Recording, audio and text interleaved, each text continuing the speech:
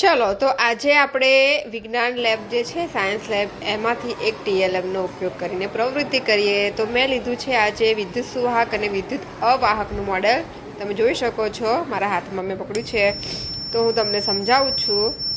સૌથી પહેલાં આપણે લોખંડનો વાયર છે એની નીચે સ્વિચ ચાલુ કરીશું એટલે બઝર ચાલુ થશે અને લાઇટ પણ ચાલુ થશે.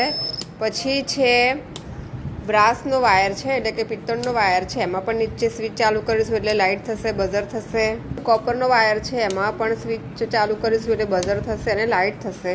ઇન્સ્યુલેટર સ્લીવ, ગ્લાસના રોડ અને વુડ એટલે કે લાકડામાં આપણે સ્વિચ ચાલુ કરીશું એટલે લાઇટ પણ નહીં થાય અને બઝર પણ નહીં વાગે. એ કેમ થશે આપણે આગળ હું તમને સમજાવીશ. એ પહેલાં તમે જુઓ, અહીં અમારા વાલા વિદ્યાર્થીઓએ સરસ મજાનું વિદ્યુત સુવાહક અને અવાહકનું એક નાનું એવું મોડેલ બનાવ્યું હતું.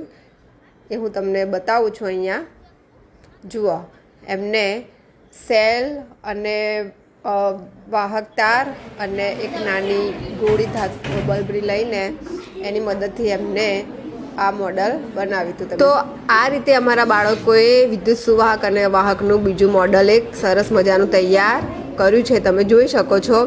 તો જ્યારે લોખંડ છે, તાંબુ છે, પિત્તળ છે, એવી જે ધાતુઓ છે એમાંથી વિદ્યુત પ્રવાહ પસાર થઈ શકે છે, એટલા માટે તે વિદ્યુતને સુવાહક કહેવાય. એટલે લાઇટ ચાલુ થાય છે. જ્યારે રબર છે, લાકડાની વસ્તુ છે, પ્લાસ્ટિક છે, એ બધામાંથી વિદ્યુત પ્રવાહ પસાર થઈ શકતો નથી, એટલા માટે તે વિદ્યુતને અવાહક કહેવાય છે. આ સિવાય જુઓ, અમારા બાળકોએ બીજું પણ સરસ મજાનું ટીએલએમ બનાવ્યું છે, તમે જોઈ શકો છો. તો આવા જ વિડીયો જોવા માટે અમારી સાથે જોડાયેલા રહેજો. આવજો.